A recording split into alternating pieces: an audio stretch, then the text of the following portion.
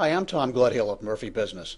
In the previous video titled Marketing the Company, we developed the marketing materials, sent letters to targeted buyers, followed up with phone calls, and placed blind ads on several targeted websites, all under the veil of strict confidentiality.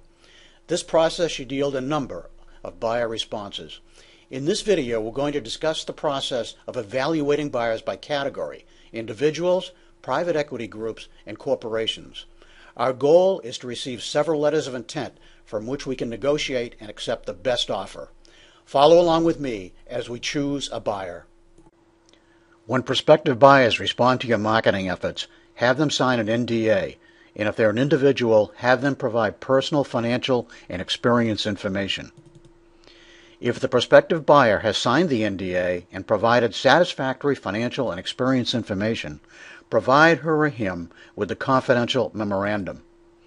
Vetting prospective buyers is the most time-consuming task of the business sales process. Tire kickers and business school students will often provide information to get through the first filter. If the professional tire kickers and students contact you for further information, you must further qualify them and, if necessary, eliminate them from contention. Let's quickly review the three major types of buyers: individuals, private equity groups, and corporations. If individuals are in the hunt, your company probably has revenues less than $2 million. If several individuals have signed NDAs but did not respond to the confidential memorandum, I would not recommend chasing them. Assume they qualified themselves, unless, of course, you don't have many respondents. When they do respond, you must ask penetrating questions to determine their financial and experience viability.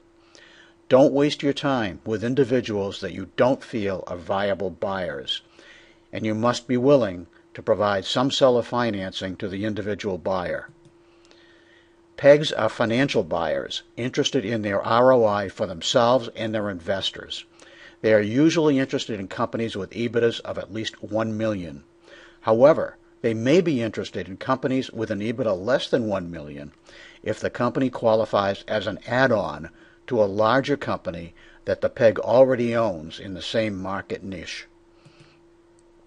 If PEGs are interested in your company, make sure that your financials are in order, because that's their primary focus.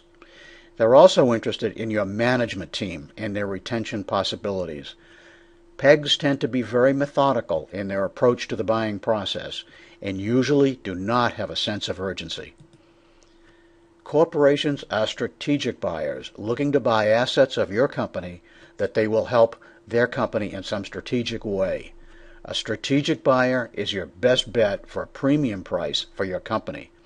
And if your revenues are about $3 million or more and you are experiencing good cash flow, another company is a likely buyer.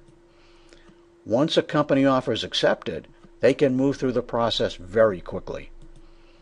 Even though they have the confidential memorandum, interested buyers usually have several detailed questions regarding the company before they submit a letter of intent to buy the company.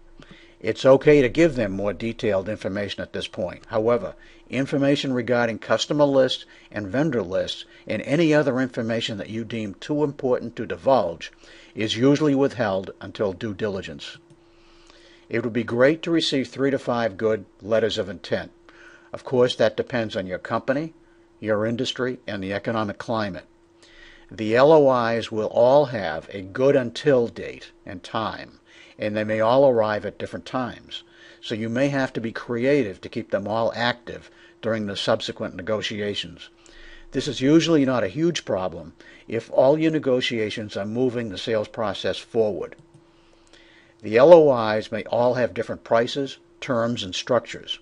All of these are negotiable. You need to decide what combination of price, terms, and structure works best for you and negotiate toward that end. You must also consider the buyer. If the buyer is an individual, does he or she share your goals, your management style, your ethics, and so forth? If the buyer is a PEG, is it well funded? What is its management style? Will it work with you or force you into the background? How will it treat your employees? If the buyer is a corporation, what does the buyer intend to do with your company? Treat your company as a separate entity? Integrate your company into their company? What about the buyer company culture? How will the buyer treat your employees? Finally, you must do a certain amount of due diligence on each one of the buyers that submitted a viable LOI. Once you have selected an offer, you should perform a more detailed due diligence on that prospective buyer. In this video, we reviewed and analyzed the letters of intent and negotiated with those buyers that made the best offers. We also performed some minor vetting of selected buyers and more serious vetting of the buyer that we finally chose.